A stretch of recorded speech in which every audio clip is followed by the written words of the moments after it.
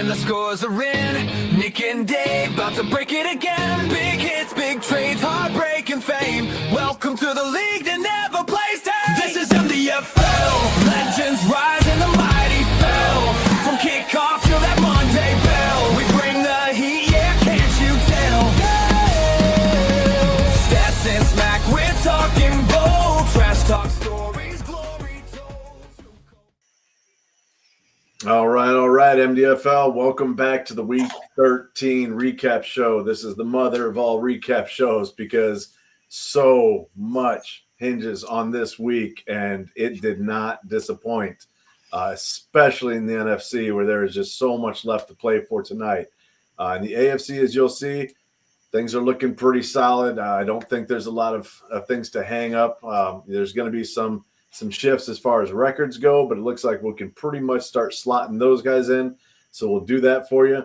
And then Dave is going to give us a really full recap of the NFC and a lot going on in the NFC. I'll just leave it there for now. But welcome. Thank you for joining us, Dave. Thank you for all the prep you did once again. Couldn't do this without Dave.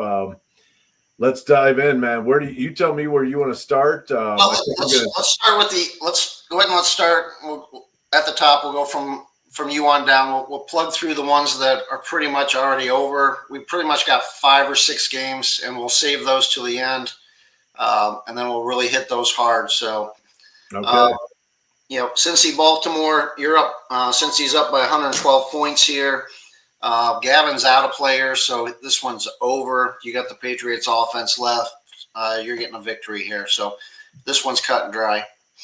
Yep, that one's over. We'll move kind of quick on some of these that are over or don't have a lot of relevance just because there's 32 games to get through this weekend. Also over is the Cleveland versus Pittsburgh game. I mean, I know Dan has 4 guys left, but that to me looks like an over game. Justin still has one as well. It's an offensive player. I forget who it is right now. Travion Henderson. That's right, Travion. So that one's done. I think at that point, obviously Justin did not quite catch me for the division, although God knows he tried. He's been putting up great scores every week. I'm super glad I don't have to play him in the first round of the playoffs.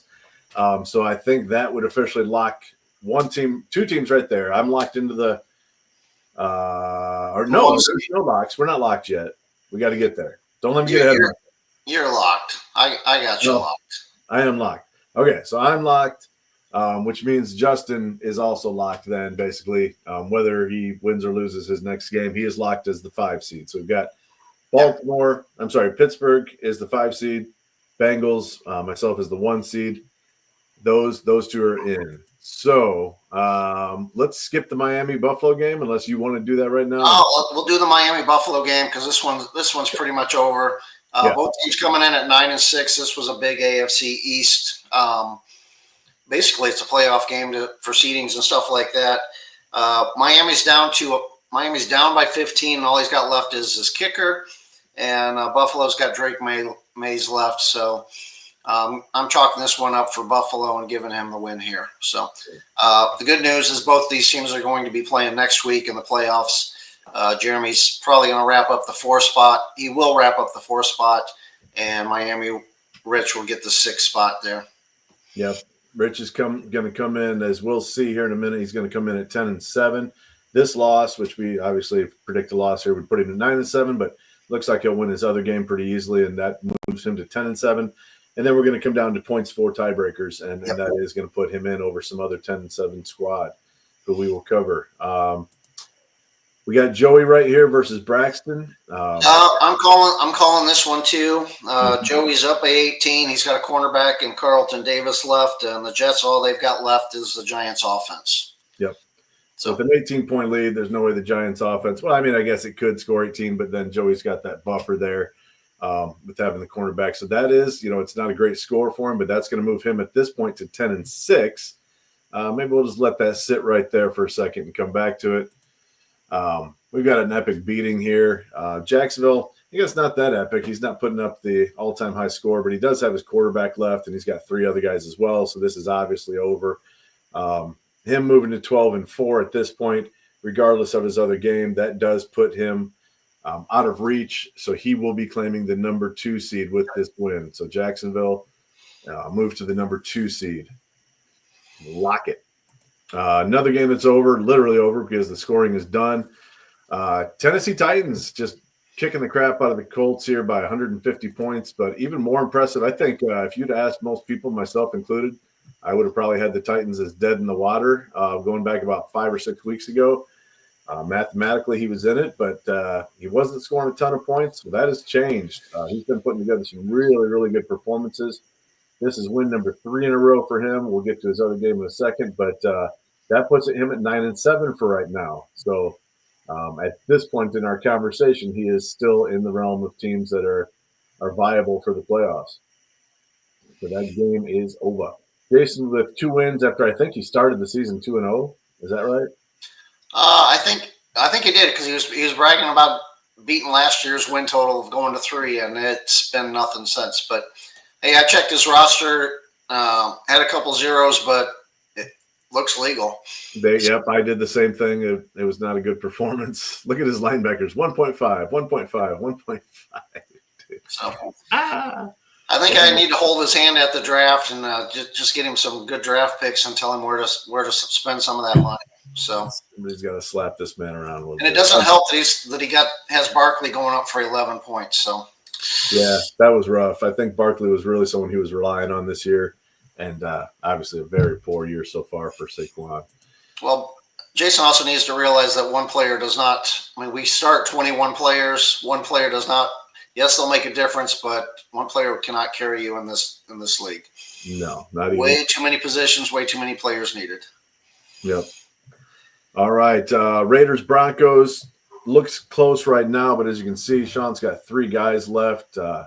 I've got him as a lock to win this one. He's got Spillane, he's got Gonzalez at cornerback, and he's got Landry at defensive end. Even if Landry doesn't do anything, Gonzalez has a flat game. Spillane himself should be enough to give him the buffer. Raiders does have running back Tyrone Tracy. He's had some good games. Let's say he throws out 20 points, maybe even 30 points. It's still very unlikely to be enough. So huge win here for Sean. He really, he this week could have gone badly for him. If he would have lost both of his games, he could be sitting at 10-7. But this win right there puts him at 11-5, which makes him as well a lock. He is into the playoffs with this win by itself, regardless of his other game. And in large part, unless you wanted to say anything else there, Dave, in large part, he's a lock because of what's going on over here with the Kansas City Chiefs. Well, poor Mike over here losing badly to the Chargers, and it was just a couple weeks ago where KC Chiefs was in first place in the AFC West there, and his team has stopped and not moved anywhere. So this is a tough one for Mike. Again, Jared and his Chargers, he's been in the playoff hunt. His team looked very strong, putting up another 347 points. 350 points this week. So good for him, but not going to be enough to sneak into the playoffs. But unfortunately for Mike came into the week sitting on that 7 spot, and he's not going to hold it when this week is over. No, 9-7 after this loss, and as we'll see, there's some other mitigating factors that'll contribute to that, but a really poor performance from his squad this week. I mean, you can look at some of his receivers and whatnot, and then just middling all around on defense. Nobody scored over 20 on his whole defense. So just a tough. In fact, the only person that scored over 20 was Derrick Henry. Yeesh. And he had 22. So, yeah, Jared is at least going out with some style points here. That moves him to 8-8 before we look at his other game. If he had better weeks, 10, 11, and 12, we'd be talking about him as a wild card team for sure. And potentially even, as a division champ, because at that point he was 7-5, and then he lost his last 3 in a row coming into this week. So his role is that of a spoiler, and he gets to play it right here against Kansas City. Do you want to should we finish the AFC? Are you cool? No, let's just stay in order because you're in the same order as I've got them. Okay, so Green Bay. So Green Bay, Chicago. This one, Green Bay is up by 77 points. He's either got a linebacker in Ellis or a safety in Belton left. Chicago's just got a coach left. This is a must-win for Green Bay. As we're going to talk in a little bit, Green Bay has to win both of its games this week to get a playoff chance. And this was the easy one for them. And so they've got this one taken care of. So this one's going to Green Bay. Yeah, nobody in the NFC wanted to see that happen except Mike Mead because he is the second highest scoring team in the NFC, and there was a chance that he was going to miss the playoffs as the second highest scoring team. So, big win for him here. Had to have it obviously over the struggling Bears team. 9-7 he goes and keeps himself in contention.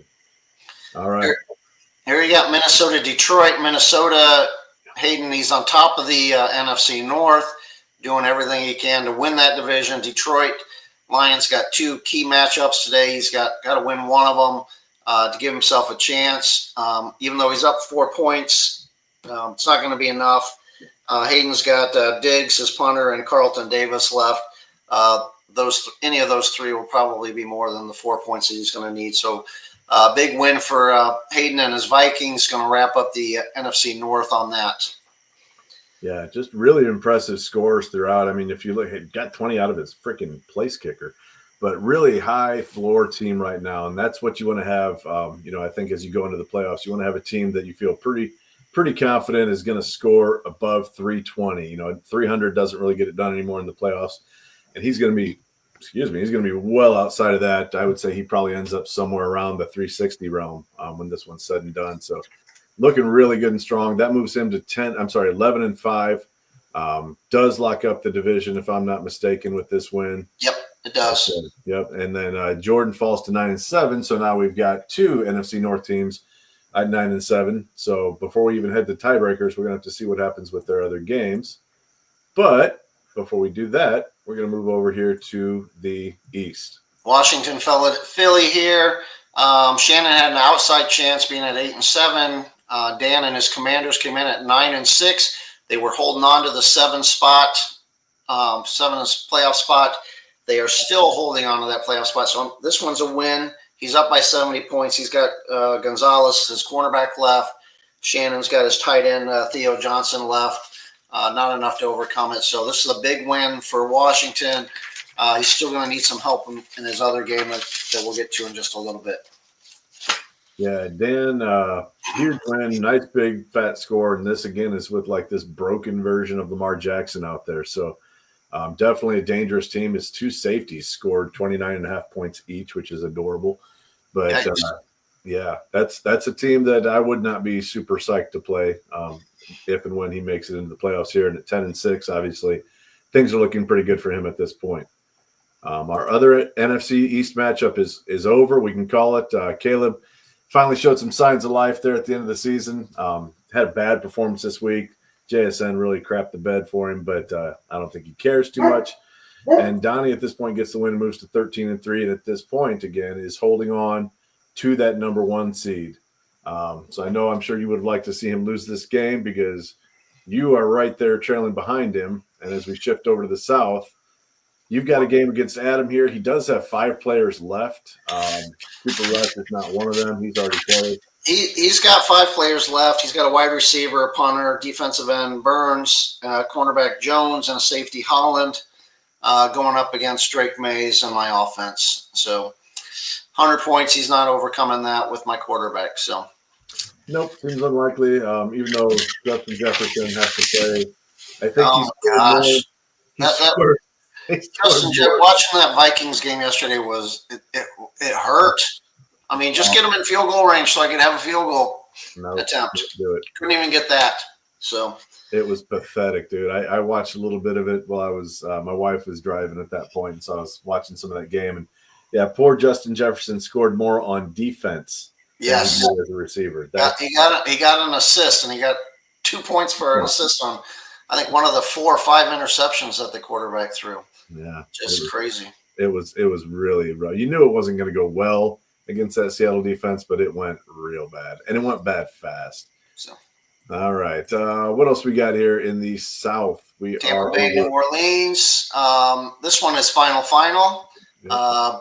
Both teams are out of players. Brent's going to move to 11-5 on this game here, and be wrapping up the 5 seed with the Falcons win over Carolina. Gives me a 1-game lead. Plus the next game's coming, but I got the tiebreaker on him in points. So Brent's going to settle in with a strong 5 seed. So very dangerous sitting at that 5 seed. Yeah, not his best game. Obviously, at 305, he's averaging 315, but he does ride strong into the postseason here with this win, extending a win streak for him. Not a bad game for Dustin.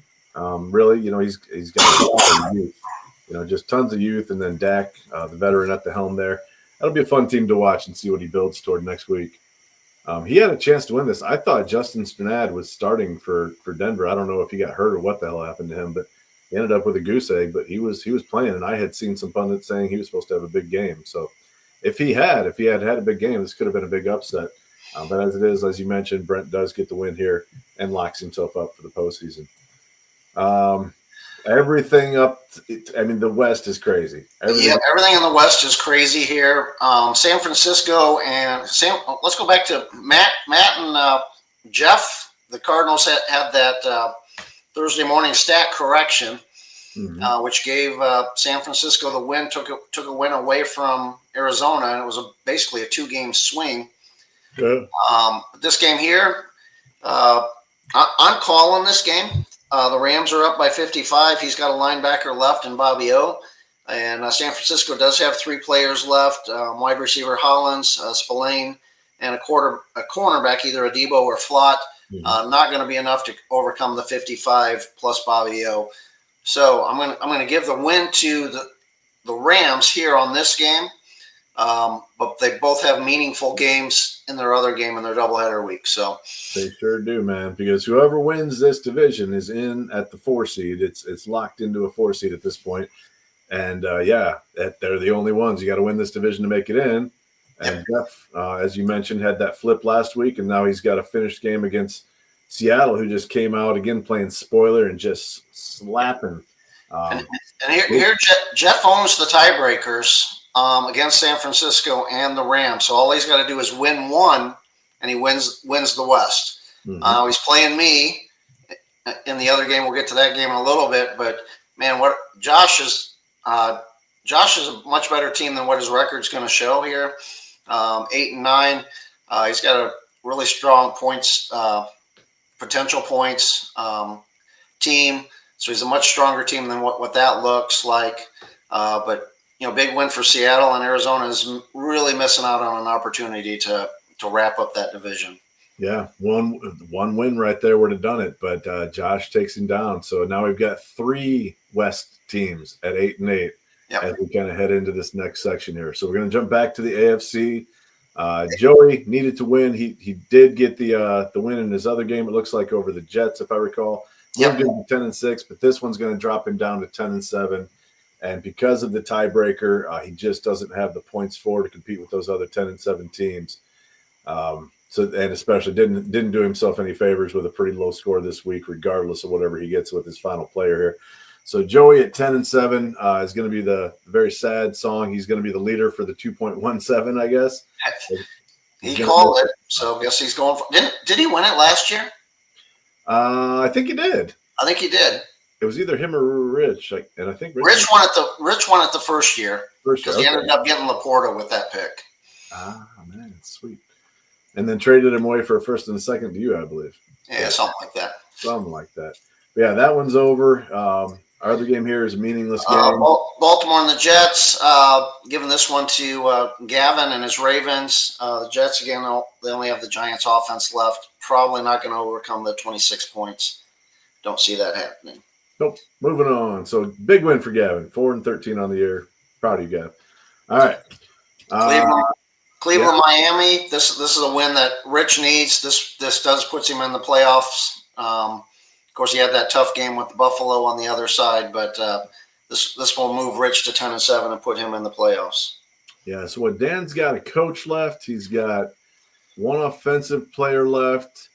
He's got a linebacker and a cornerback. So, I mean, there's a world where he could come back and win this. But with one of those guys being that's 89 points. It's a lot. 89 points plus Rich has a player left to go too. So that he's just a kicker. But, you can hopefully tack on 10 points for the kicker. So now it's 100 points. He's going to have to average 25 points a player. You take out that coach. Best the coach is going to do is, 13 points. And now he's got to average something like 30-something points a player. And one of them is a cornerback. So really, really, really unlikely. So, Rich, we're giving you this win. You got to have it because without this win, Joey does jump him, and Joey, the Patriots would be in the playoffs. But looks pretty solid for Rich, so he's going to move in. He's going to be in the playoffs there, and that would give him, as I think you mentioned, the 6th seed at this point. Yep, 6th seed. Yep, because of the tiebreaker format that we use with the points for. All right, so going back over here, we've got another really fun game. This is a good game. You got two good, powerful teams, Justin and Jeremy. Currently, Pittsburgh's up by 5 on this. They got Travion Henderson left. Jeremy's got his quarterback and Drake Mays left. What's interesting right now, the way the dust is going to settle, the Bills are going to settle in at that 4 seed. Justin's going to be the 5 seed. Really doesn't matter who wins this game, although I'm calling it Jeremy's going to win this game. I think the quarterback gets more points than what Travion Henderson does. So they have a big rematch for all the marbles next week to see who advances next week in the playoffs. Yeah, yep, you're absolutely right. That's the way I'm reading it too. The tea leaves say that these guys, no matter who wins this game, they're playing again next week. So be fun to watch for bragging rights and whatnot, and maybe for a little bit of psychological advantage next week. But doesn't really matter in the scope of things. They're both in, and they play again. So that's just good, pure fun. Now this, keep in mind that this was a game with no buys, so I haven't looked at either one of those teams, so I don't know if they've got any key pieces out that will be out on a week 14 bye. So just throwing that out there. Oh, good question. Yeah, I am unaware of that. I didn't explore it. I just happen to think about it right now. So, anyways, I try not to think at all. All all right. right, Jags and KC Chiefs. So what? Even though KC's up by 9 points right here, that's not going to hold. Even though that their win probability is 99%, so I'm disagreeing with the website. Jacksonville still got 4 players left: his quarterback Dart, punter, defensive end Burns, and Adebo. So, given this one to Jacksonville, like we said, he's going to wrap up the number 2 seed, going in at 13-4, and KC's going to fall to 9-8, and on the outside looking in for the playoffs.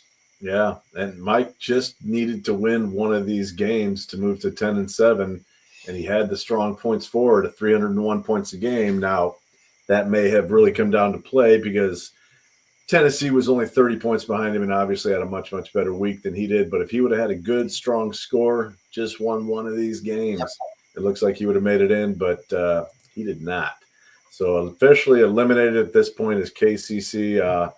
Tough break for Mike. Started the year so well, as you said, but he just couldn't pull through at the end. Another brutal beating by Jared here. He takes down Josh quite easily, putting himself on the right side of 500. So 9-8, he would technically be your 9 seed, I guess, at this point. So the second team out of the playoffs after Joey, but another team that's, really strong. I mean, he's got guys that are coming on at the right time. He's got some question marks on offense overall, but yeah, not a bad situation to be in as he's fighting for that 2.17 as well. As we mentioned, Tennessee Titans got it done, man. I didn't see it coming. I'm not sure he saw it coming. I'm sure he would tell you that he did, but he's got Mahomes. He's got this broken version of Justin Jefferson in that horrible offense. If something can happen there, maybe JJ just suddenly it all clicks for him next week and he puts together a monster performance. But the beautiful thing is we get to find out because he is playing in the playoffs. The Tennessee Titans are our first Super Bowl champion. Dustin Diller has made the playoffs. Hey, man, all you got to do is make it in, and anything can happen. So he is in now. He is at the 7th seed. He's got the points for tiebreaker over the Patriots. Yep, he does. This one is over. Jason's out of players. Broncos got 3 players left and a 102-point lead. So safe to call this one for the Broncos. Yep. Big end of the year for the Broncos.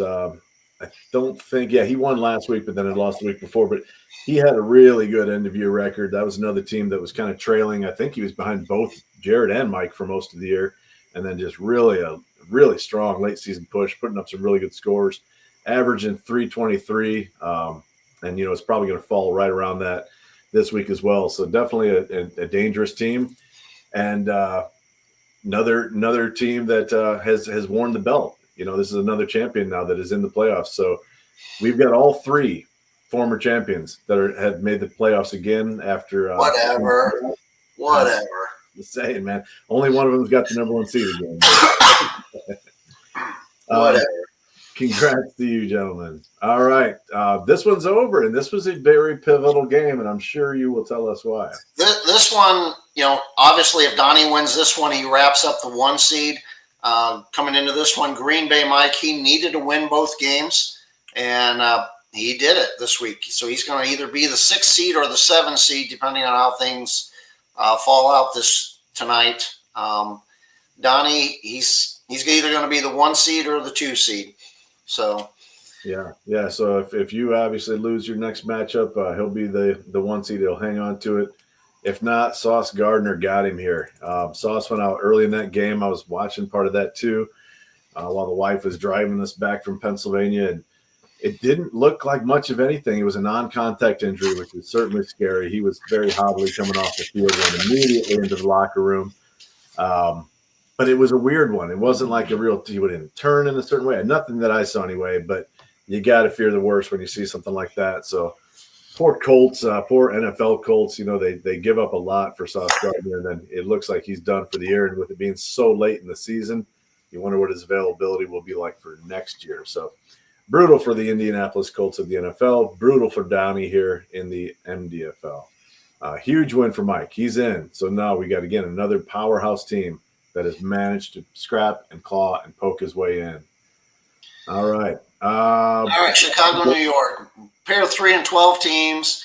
For what it's worth, this game is still up in the air. Doesn't have any playoff implications, but for bragging rights, who's going to be the worst team in the NFC? Here it is. Chicago's up by 11. He's got his coach left. The Giants, he's got Trevion Henderson left. If the coach puts up 8 to 10 points, this Trevion put up 20 tonight. So this one's too close to call, but doesn't affect the playoffs, so I didn't spend a whole lot of time in doing too much research on it. If the Colts would have managed to win one of his games, there could have been some conversation here about, who gets the pink license plate. But these guys are both safe. Regardless if they win one or not, they're going to stay with at least 3 wins, and that is more than Jason's 2.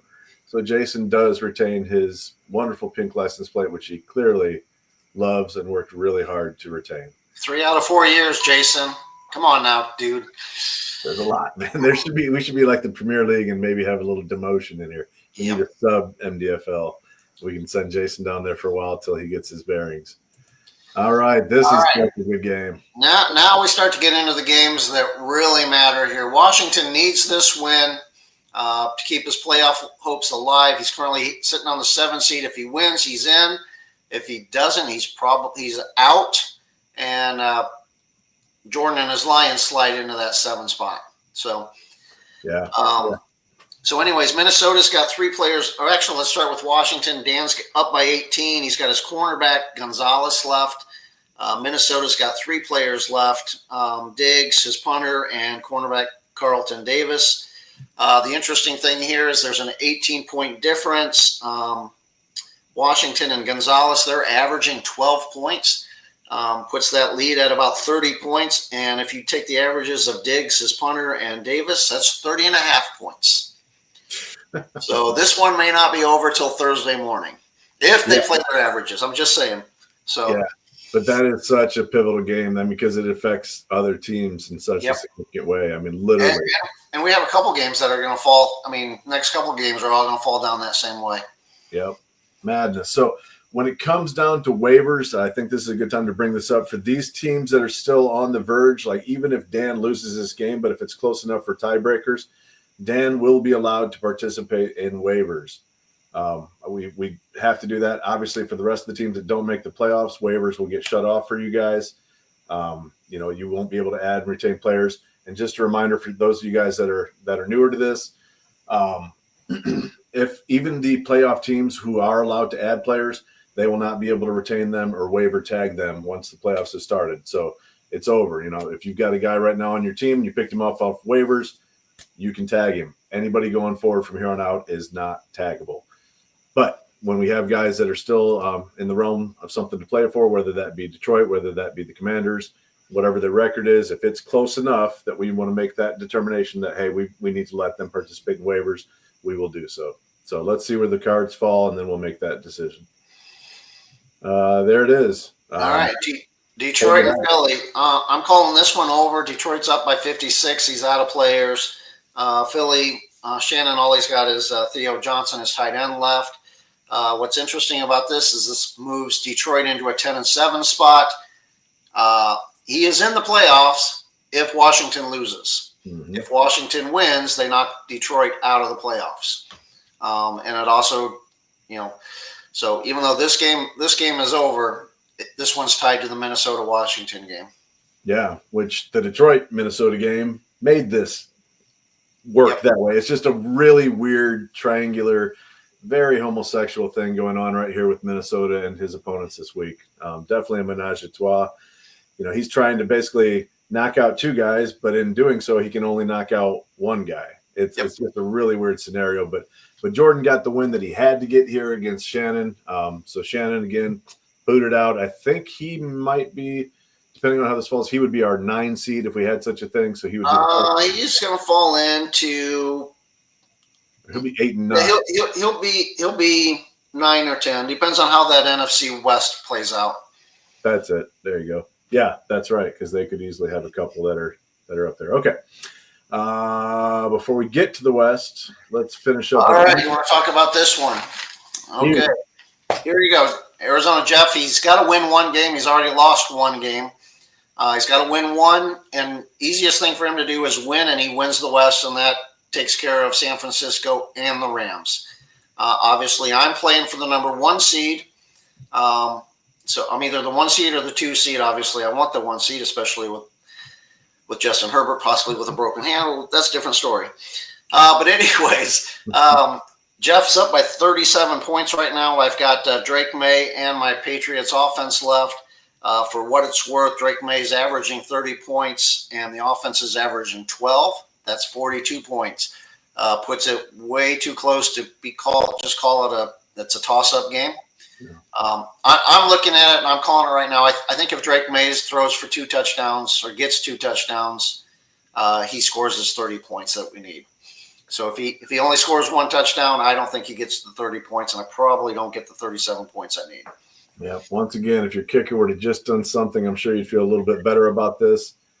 I like your chances here as well. I think you're going to get there because of the good matchup for the Patriots. I think that you're going to be okay. And if you are, this would be a very devastating loss for Jeff. He would have lost then 4 in a row, falling from 8 and 3 or whatever the maths out to 8 and 5, and then missing the playoffs if other things break a certain way. So this is not totally decided. Well, I know that Washington and the Rams are rooting for me. Yes. And I know that Dallas is rooting for the Cardinals. So got some implications yet to play on this game, and it may be a long game. Who knows? Yeah. Like you said, there's so many implications that there's something to watch for almost everybody in the NFC, some shuffling that can take place. These 2 teams will not be playing in the postseason. Their records are both 69, dude. But again, just cool to look at what Josh has done. Adam started out strong. There's the conversation we're going to have in the offseason about did he tank? Did he not tank? You look at this in different ways. Was he trying to win games? No. Was he trying to lose them? Kind of. So we may revisit how we use the language of the bylaws as far as like if you've got a guy on IR, do you have to bring him up? No, you don't right now is how I interpret the bylaws for sure. So there is no plans at this point to penalize Adam, of course, but we may want to change how we word things a little bit. Say, hey, if you can, you need to. We want to make this as competitive as possible. Not just this game obviously didn't really matter a lot, although for Josh, winning these last couple going to 8 and 9 is pretty cool because it does improve his record. And I think Josh has been a team that's gotten better quite a bit from last year. He was 6 and 9 last year. It's not, and he came on strong last year too. But the other game for Carolina, if I can find it again, was against you. Yep. Had he started Burrow, there's a much better chance of winning that game and changing that number 1 seeding regardless of your game against Arizona. So whether he starts Burrow or not, I think we can go over, he basically hasn't started a quarterback since Burrow's went out, and there's been numerous quarterbacks on the free agent list that have started or had spot starts, that, you could argue that you pick those up, you're a more competitive team instead of taking a second string zero quarterback, even though it's within the bylaws. Is it in the best interest? Probably not. Do we need to discuss it? Yes. Yep, and we shall. And either way, I think there's going to be some kind of a paddling of Adam. I'm going to prepare a paddle with holes in it. We'll all get to take a whack at him.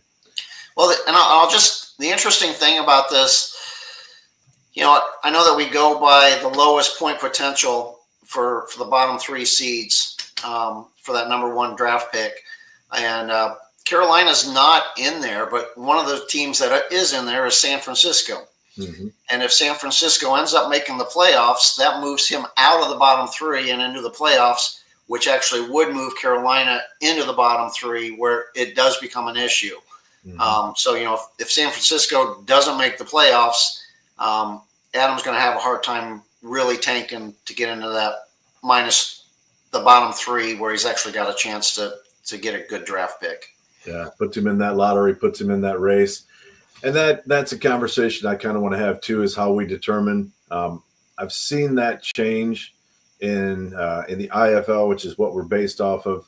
They made that change last year, I think partially because of this, to where every team actually now has a racer. Some teams have more, and the amount of racers that you have depends on your PP still, so it's still relevant. But it changes the dynamic. Literally, you could have your Super Bowl champion with the 101, so that's always a scary possibility if they have their own first, I should say. But it's a conversation we've got to have. I guess we can leave it at there right now. We don't want to make the show too long or all about that. I could honestly see doing a whole nother show and bringing people on to voice their opinion on this, even well before the owners meeting, when we have to make this decision. So I want to have a good long combo about it. So we'll try and fix it, guys. All right. Tampa Bay, San Francisco. Yeah. Tampa Bay's out of players. He's up by 48 points. Looks solid, but not so. San Francisco needs this game to stay alive. Obviously, if the Rams lose and the Cardinals lose, San Francisco wins this one. He wins the West. San Francisco's got 3 players left. He's got wide receiver Hollins left, linebacker. Keep in mind, he's down by 48. Key number right there, 48. He's got Hollins left, linebacker Spillane. And then he's got a cornerback either in Adebo or Flott. Those 3 are averaging 40 points. Mm-hmm. So it puts it, if he hits their averages, it puts it within 8. You get an extra tackle or 2, or all of a sudden that 40 becomes 48 real quick like. So this one is still very much in the air, even though that there's a 48-point difference right there. Yeah. One big tackle, 1 sack, 1 touchdown, and could easily flip this game. And Matt moves to 9-8. And if you come back and beat Jeff, that means at this point, Matt's in. If he would come back and win this game at this point, he would win the West. He would be the 4 seed. But then we play this game, and the Saints, I'm sorry to Scott, but man, I have written him off, and the dude is probably on a 4, maybe a 6-game winning streak to get this going. Yep. So if he wins both games tonight, he will have won 6 games in a row. Yep. If Arizona and actually he's got the tiebreaker over San Francisco in this game. So if Arizona loses, San Francisco or the Rams have got the inside track for this. He's down by 18. He's got 1 player left in Bobby O, who is averaging 16 points per game. So again, 2 points difference, very much. I mean, that's an assisted tackle. That's an extra tackle.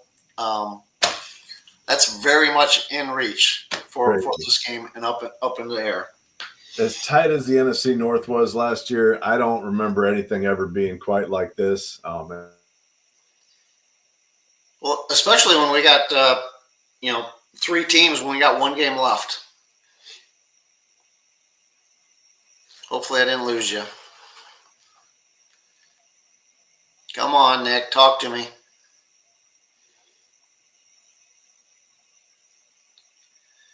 Nick, you froze.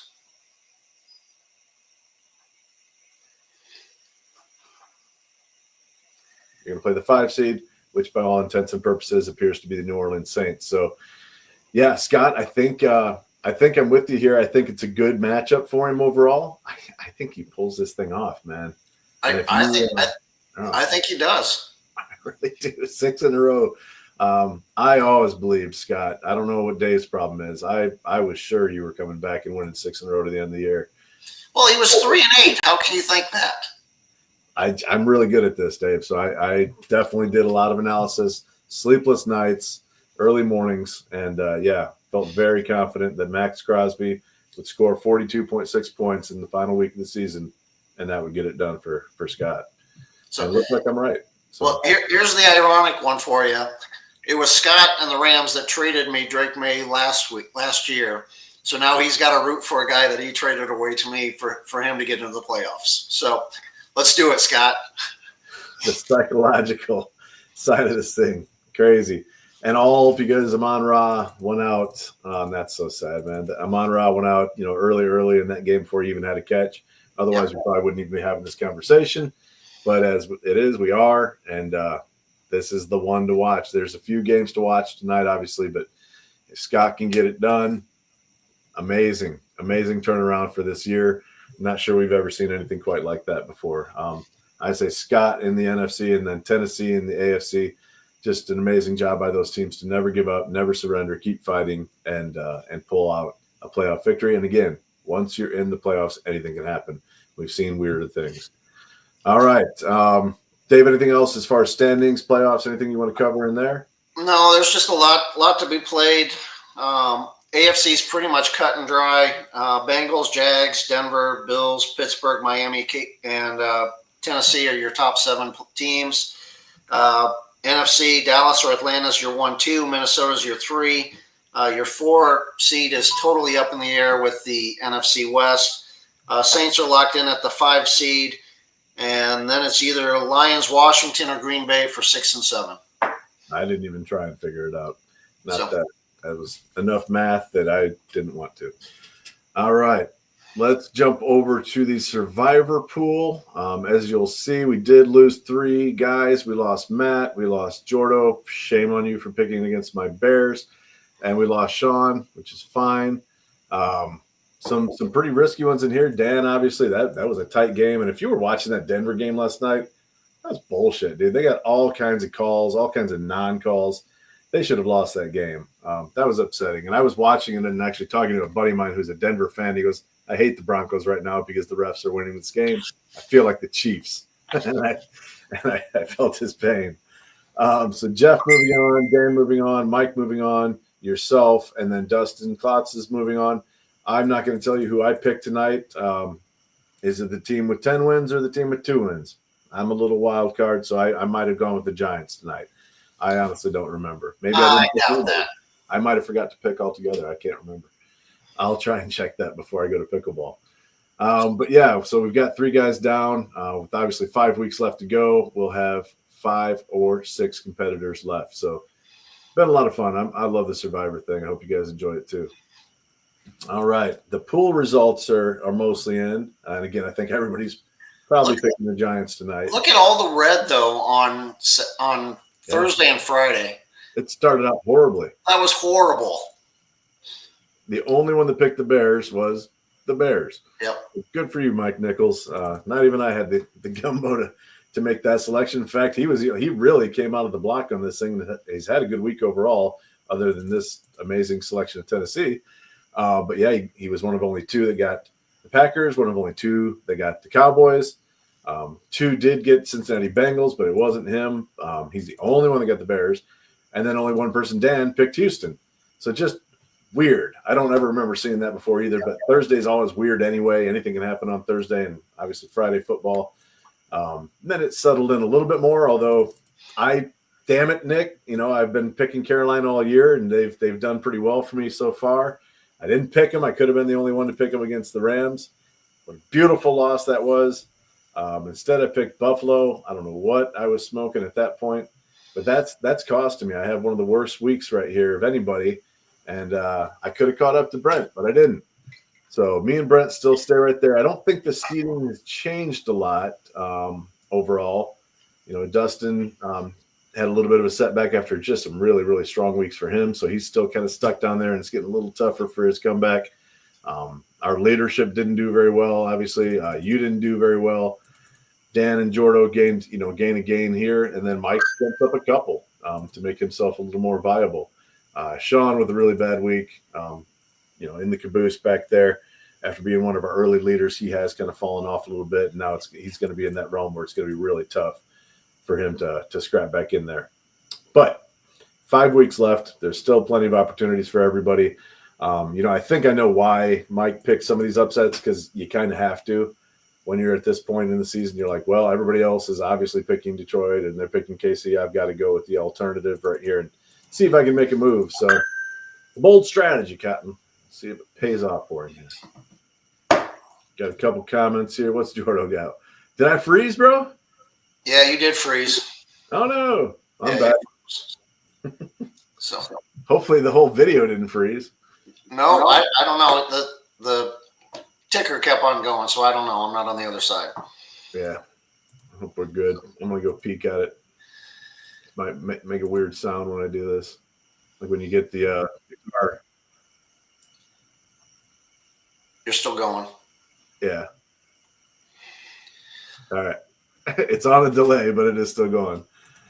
Scott has also commented that he also traded your Karlaftis. Yeah, that's done me really good too. Yeah. He's got maybe like 2 assists, 4 points in the last 2 weeks. He had one game like early in the year where he had like 4 sacks or something. 40 something points and nothing after that. Yeah, and I give up Devin Lloyd for him, so I need a linebacker. I've got that bum in some of those. Scott taking advantage of me.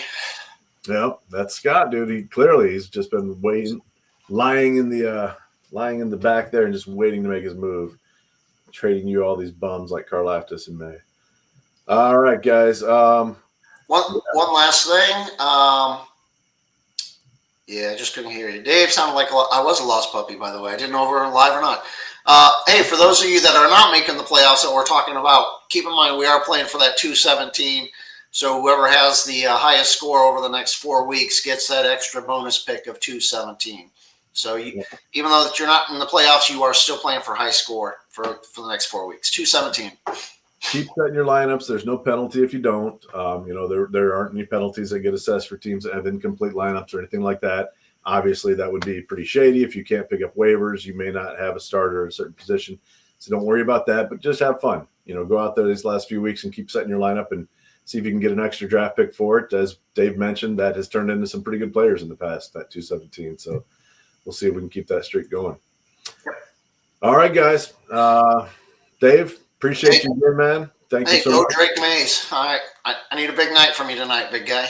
Just May. There's no S in it. That's all right. And most of the NFC West is rooting for me. So yeah, dude. I can't wait to see what happens with the West. And then this is crazy. I think it's probably going to change 3 or 4 different ways before tonight. And poor Detroit Jordan, he's, is he in? Is he not in? Is he in? Is he not in? So. Yeah, this is last year. Just as a reminder, I mostly wanted to remind everybody that I won, but also these are your playoff teams from last year. A lot of them are back. Gavin didn't make it back. The Raiders didn't make it back, but then Joy didn't make it back. But we did have returning as the Bills, returning as Rich, returning as Eric, and returning as myself. So 3 new teams in the AFC, and then in the NFC. Hayden is back. You are back. Shannon did not make it back. Matt is right there on the verge, as we talked about.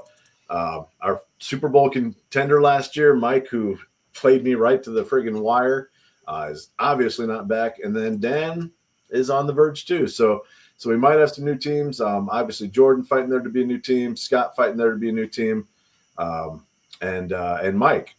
No, Mike was in it. Yeah, Mike was the 1 seed. I was like, how was Mike? Mike's in.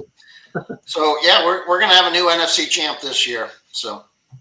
It may be, yeah. Oh, we are. The Bears aren't in, so Bears aren't in. So we're going to have a new NFC champ. There we go. Not in the AFC though. It looks pretty solid. I like the way we'll just use this same bracket. I don't even think we need to play the games. I don't think so. We'll put that to a vote. Let it roll. Let it ride. Best of luck, says Brent. Brent, you're such a good dude. Everybody, absolutely best of luck. Fight to the bitter end. Be like Scott. All right, guys. Thank you for tuning in. MDFL, much love. We will Off see to, you off guys. to pickleball tonight. Pick So, one. All right, guys. Be see you good. guys. See you next week. Enjoy the song. It's Monday night and the scores are in. Nick and Dave about to break it again. Big hits, big trades, heartbreak and fame. Welcome to the league that never plays tag. This is MDFL.